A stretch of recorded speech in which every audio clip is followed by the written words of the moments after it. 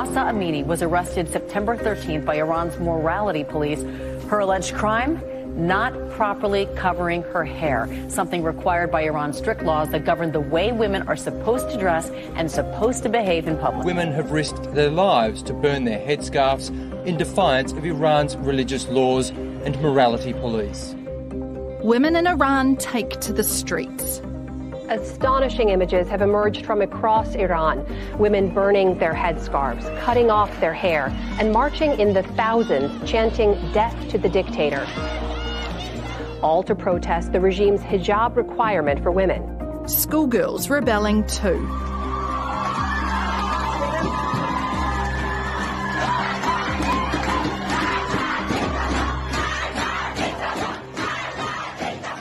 But it's not without consequences. Dozens of deaths, hundreds of arrests. In response to the protest and widespread images being shared of women removing and burning their hijabs, headscarves, Iran's government has blocked internet access and social media platforms across the country. Last night, the university came under siege. The security forces attacked the students. They went in, they attacked the dormitory. We were receiving reports from students there who were hiding in the dorms, and all the windows were being broken. Reportedly, over 100 students were arrested last night. Many students didn't go back to dorms because they were scared. Kia ora, I'm Sarah Robson, and today on The Detail. For decades, women in Iran have faced strict restrictions and policing of what they wear, where they go, who they're with. But that hasn't always been the case. So what happened? And will this uprising actually force the regime to change? This is a sign that the civil society of Iran is still very well alive and active, regardless of all the oppressions of the regime for the last 40 years. Nagar Parto is a senior lecturer in security studies at Massey University in Wellington. She grew up in Iran and has been watching the growing protest movement closely. I think civil society of Iran has a strategy, and it is like dealing with a very, very comprehensive suppressive system that has all the guns and military facilities in addition with money from oil. So it is a very well-oiled oppressive machine, and they have to be able to fight it with empty hands. So this means that you have to develop a very, very complicated strategies in civil society to have a non-violent civil society movement that has been successful. The uniqueness of this one is that this is particularly a woman uprising, and it is led by women and as the result of gender-based violence. How big are the protests, and how do they compare to other movements in Iran in recent years? So in 2009, when the results of the election caused a huge uprising in Iran. We want freedom! We want freedom! This is a country which, according to the government, just overwhelmingly re-elected its president, Mahmoud Ahmadinejad. But in the capital, Tehran, thousands of protesters differed vehemently. People came with huge number, millions of people came in the streets and started demonstrating. This time, it is more sporadic.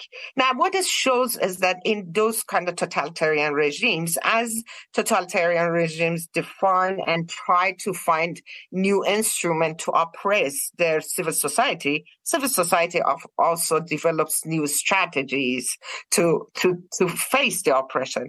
So, for example, this time, it seems to me that civil society of Iran is doing very sporadic work. So they come out at night in their house and they scream slogans against the regime. Then they do sporadic gathering in different squares. Women are leading, marching, and taking beatings for one another. This is the first time that women in a large number standing shoulder to shoulder with men burning their headscarves. It's the main pillar of the Islamic Republic. So they strongly believe that by burning headscarves, they are actually shaking the regime. But this time they haven't done any massive demonstration. And I believe that's the lesson they learned. Let's take a short jump back in history to see what things were like before the 1979 revolution. In the 1960s, women in Iran dressed in hijab and the latest Western fashions. But soon after the 1979 revolution, the new Islamic regime ruled that women and girls from a young age had to cover their hair and bodies in public. Hardliners proclaimed hijab would protect women's honor. But for many protesters, it's become a symbol of oppression. Hijab in Iran is not only one rule that is imposed. It's actually one of the constitutive laws or idealistic laws of the Islamic Republic. So when the revolution was taking shape, there were many women who participated in revolution. Under the Pahlavi regime, women gained quite a lot of social freedom, and they could educate and they had equal rights. I mean, there were many progressive steps were taken. You heard Nagar there refer to the Pahlavi regime, which ruled the country under the Shah from 1925 up until the revolution. But often these steps were top-down and often secular women gained more power under it. But it was to a degree excluding religious women out of discussions. Now, after the revolution, because of the name revolution, the whole system became upside down. The departure of the Shah has caused celebrations here in the capital, but it does not mean an end to the political unrest in Iran. The Ayatollah Khomeini has become the high priest of Iran. He and other religious leaders, the mullahs, interpret the Quran and its laws. Political leaders, including interim Prime Minister Barzani, enforce them. So all the legal advantages that women gained during the 1960s and 1950s, they lost overnight. So at the beginning of revolution, it was about equality and it was about gender equality. But as soon as the revolution succeeded, women lost all their rights. So they lost the rights of custody over their children. They lost the right of studying in many cases. And then they put a constitutional law to say that hijab is the idealistic symbol of the revolution, and it has to become a constitutional law. So it's not only dedicated or it's important for Muslim women, or is enforced on Muslim women, but it is comprehensive. So you're Christians, you are atheists, you are Baha'i, you have whatever religion you have in Iran, you have to wear hijab. But because Iranian women didn't conform to this practice of wearing hijab and constantly refused and resisted, this became a source of not only an ideologistic kind of position for the Islamic Republic, but actually a source of fake economy. This is where the morality police come in. Islamic Republic of Iran developed three forms of security forces. So there are security forces who are called volunteer forces or Basij, but they are not really voluntarily. They're getting paid by the leadership and the government, and they're specifically designed to do moral policing of women, whether they conform to their hijab or they fight against it. And then there is the Revolutionary Guards who are, well, hijab is one of the ideals of the revolution, so they have to protect the hijabs. So that becomes part of their responsibility. And of course, the police in Iran becomes responsible because it's a constitutional law, so violating hijab regulations is a criminal activity. So there are three layers of oppression. So every time that woman refused to wear hijab, it became more oppressive. They have tried many different things, but, well, there are many people who choose not to wear hijab. That resistance began in the earliest days after the revolution. Nagar Pato was a child at the time. For people like me, for example, who was brought up in non-religious families who didn't have a particular religious affiliation, the previous generations, like my mother and my auntie, continued to live a very secular life privately. They would sometimes put up a fashion show for us to show how did they walk before the revolution. And in a way, they continued to resist privately and pass those values of democracy and gender equality to their next generation. Even from very early very early days of the revolution, they were a distinctive picture of women who truly adhered to the ideals of revolution. And they chose to wear hijab, and those who had to conform. And you could see the difference between them, because women wanted to make sure that the resistance is obvious. But all of a sudden, from a colorful world, women were allowed to only wear 4 colors, and we were strictly monitored. Our previous generation were monitored. Many of them went out of job and employment due to a process that the Islamic Republic called the purification of government agencies and government departments. So they went through this process and they lost their jobs. Many of them migrated to different parts of the world, and they became actually very successful in their careers outside. Many of them convinced their husbands to move as a family. Many of them moved because of their kids. So a lot of time they moved, or they kept resisting privately. And every opportunity that they gained in order to come out and talk about their problems, they did. But I still believe that the lack of strong determination from men in Iran during 1980s and 1990s to change and to see the oppression contributed to the continuation of the oppression. Women are subject to policing of other aspects of their lives too. If there is a girl and a boy walking in the street, they can stop them and ask them what relationship they have with each other. Any form of relationship can result in serious consequences. They are monitored often by governments and regulations in the workplace to see whether they are conformist. About 70% of Iranian women are educated and then go to tertiary education. But there's still the issue of employment is a problem. Inheritance is another issue. Women always get half of men on their inheritance. There are some restrictions in the studying in universities still for women. So it is not, and often battles of custodies can be very, very problematic. Women also cannot leave the country without the permission of their husbands or their father, or even there is no male relative around. They need to have a permission from a gentleman in a notary office to be able to get a passport and leave Iran. So it's not easy. There is a huge amount of restrictions.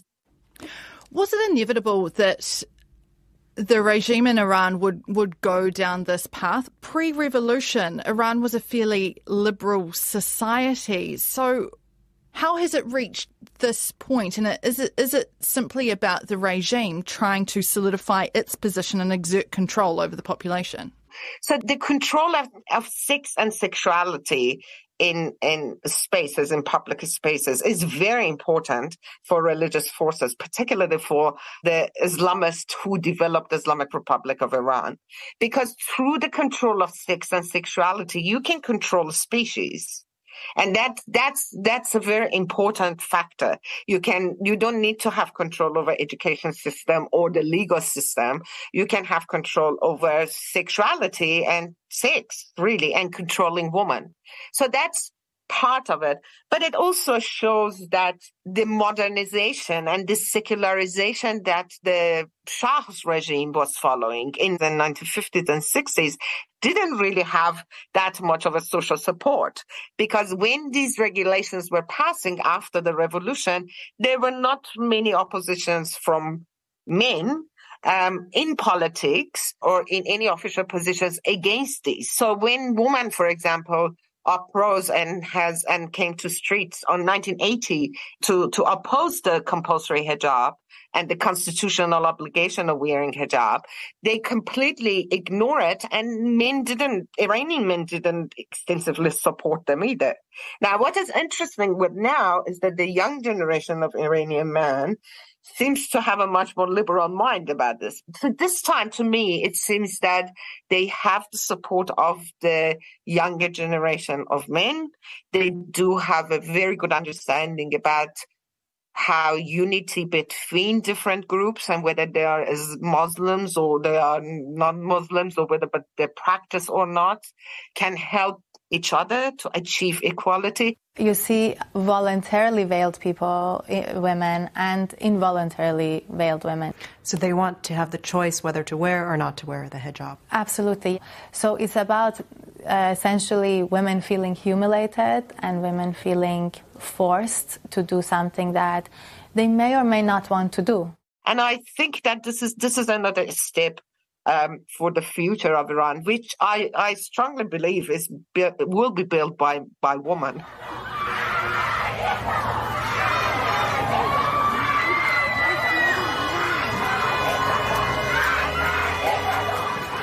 The momentum of these protests is still getting larger. Why is it that with, over 100 people killed, people are just not seemingly scared? They carry on protesting. Because they are fed up. They just don't see, there's no hope for the current young generation, school students, university students. They just don't see any hope for their future. Iran has been in a deadlock. Their nuclear talks have failed. They don't have any social freedom. They don't have any economic prosperity. And they feel that this is the only way to continue. Otherwise, there's no livelihood left. They are fed up. The Supreme Leader clearly feels threatened by it. That's why today he said, yes, he's saddened by the death of Mahsa Amini, but he called the protesters rioters. And he said that they will be treated accordingly. But many of these protesters say that, no, we are here for a reason and we're not going home. This is a brilliant opportunity for oppositional groups to sit together and have a vision about how Iranians, regardless of their religious affiliation and regardless of their religiosity, in fact, how they can live together in peace and how they can have a reconciliation system and a democratic state that can include everyone and everyone can prosper in it. I have not seen such an attempt, and I'm really hoping that this is started, but this starts somewhere. But I haven't seen any attempt for a unified vision, and I think that's one of the major challenges. Now, the other challenge is that due to some international events that might not seem relevant at all, including, for example, Russia's attack of Ukraine, Iranian regime has some kind of unprecedented opportunities that it didn't have. Iran is an exporter of natural gas. Europe is in desperate need of natural gas at the moment. There is quite a lot of opportunity for Iranian regime to negotiate with its Western partners. And that means that it's very difficult to expect a lot of pressures from individual countries on Iran. Now, the third issue, which I think it's also a problem, it's often revolutions it's not very difficult to do. It's the problem of how you do a post-revolutionary system. And that post-revolutionary system requires quite a lot of stability and even economic functions. Now, the opportunities is that United Nations is pressing Iran for better human rights and for addressing this particular event, which I think is a very important part.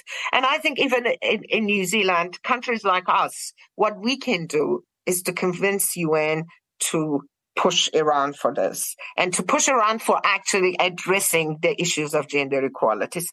And the next part is that contrary to 1980s and 1990s and 2000s even, now these events cannot be quiet and silenced.